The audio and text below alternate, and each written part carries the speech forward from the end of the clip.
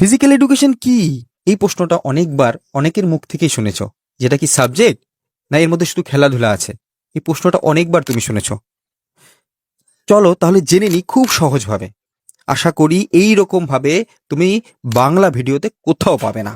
চলো আজকে জেনে নিই ফিজিক্যাল এডুকেশন কি এবং এর সংজ্ঞাগুলি কি, এর উদ্দেশ্যগুলো কি এবং এর লক্ষ্যটা কি। বইয়ের থেকে সহজ ভাষায় দেখে নেব শারীরশিক্ষা কি বা ফিজিক্যাল এডুকেশন কি।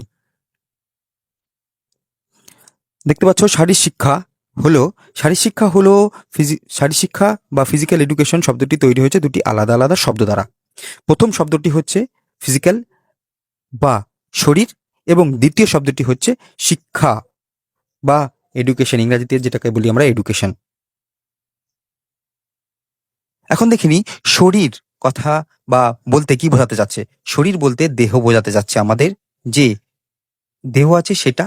এবং শিক্ষা বলতে জ্ঞান অর্জন করার কথা বলা হচ্ছে। জ্ঞান অর্জন কিভাবে আমরা করতে পারি জানো? বই থেকে করতে পারি, টিভি দেখে করতে পারি, মোবাইল থেকে করতে পারি, কোনো বাচ্চার কাছ থেকে শিখতে পারি, কোনো বয়স্ক লোকের কাছ থেকে শিখতে পারি।